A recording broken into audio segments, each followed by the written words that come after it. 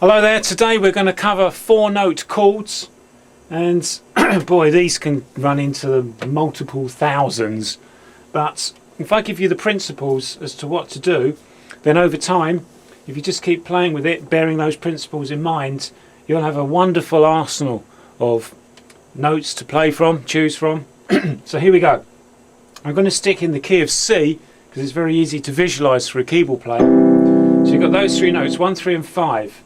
Now when you start talking about the 6th, the flattened 7th and the 7th, they are added to this triad. That's why this particular tutorial is on 4-note chords. So let's run through them then, working our way upwards. The 6th is just a triad with a 6th added. So normally it would sound like this, and now it's going to sound like this. Don't have to play it in the first octave, you can play it in the 2nd octave. Really make that note sing, come out. And then, now we talk about the 7th, we'll do the flattened 7th last. The 7th, the chord is called a major 7th chord.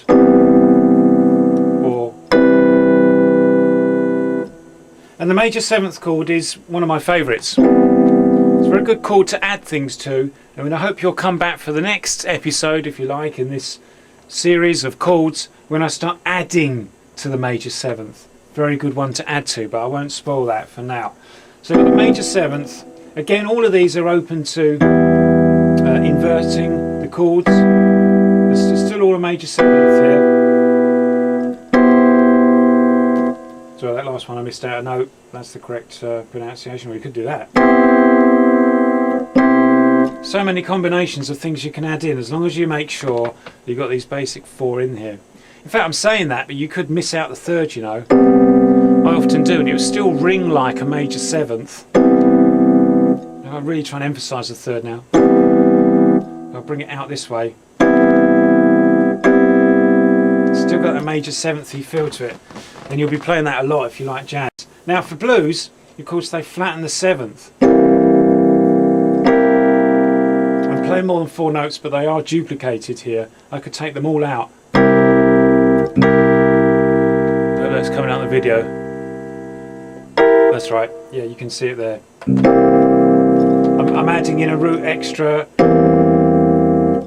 I'm just playing 4. It's very hard, I tell you, once you've got to know chords, it's very hard just to play the 4, because you're switching in and out 3, 4, 5, 6, 7 note chords all the time without even thinking about it.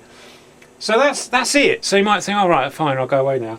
But of course, you're building on all those triads you learnt before, so it's actually a ton of chords. So I don't know if I can get through them all in this one tutorial, but I'm going to try. So we covered from the major, so we've done 6th, 7th or flattened 7th, dominant 7th, they're all names of the same thing, major 7th, or flattened 8th, some twits like to call it.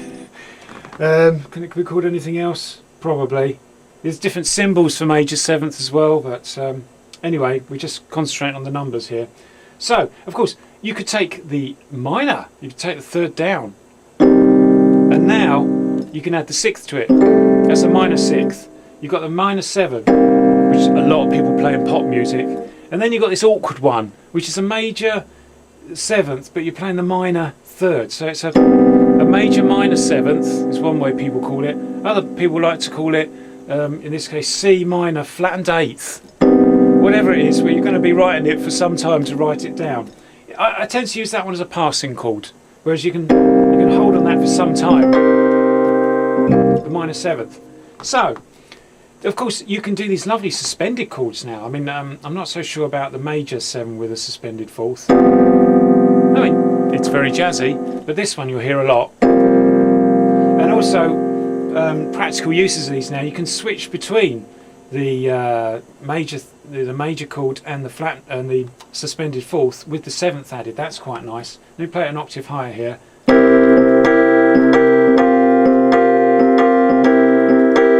And then while you're at it, why not make it a suspended 2nd? Just take the 3rd down one. In fact, while you're at it, why not play all 3 combinations? By the way, if you don't know what I'm talking about with suspended 2nds and 4ths, please have a look at the first video. So, 3rd, 4th, suspended 2nd. to the third. So we've got a loop now.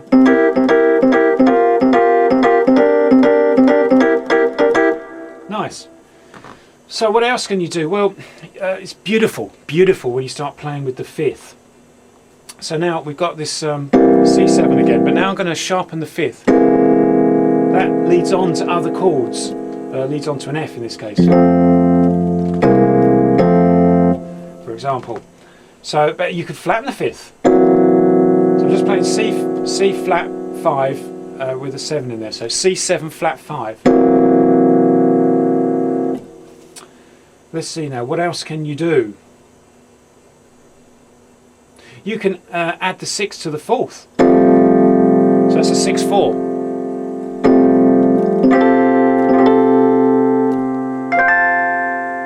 And again, I'm playing it slightly off shot here, I think. Let's have a look. Yeah, slightly off shot. I'm just going an octave up from here. Experiment with different octaves, because even though they're the same notes, and all the same frequencies and everything, the octave higher, so same resonating frequencies, it's an octave higher, and well, it just sounds different. You can muddy things down here. If I played the 6/4 down here, it's a bit ugly. It's the same chord. If I play it up here, now it's coming out good. That sings quite nicely, and that really sits above the mix. I'm hoping you're still with me, because it's all very well just to learn what the chords are, but you need to play with them. You need to get to know the sound, and then you need to remember where you've used it in the past. So going on that 7 but with a 4, so 7/4. This is quite a nice one to step up in semitones. Oh, sorry. That's quite nice. You see, you can fiddle around for ages like that whilst everybody else is just sticking on C, sounding boring. You're going up. You haven't really moved anywhere in terms of the tune, but you've wasted time quite nicely with a chord of that calibre.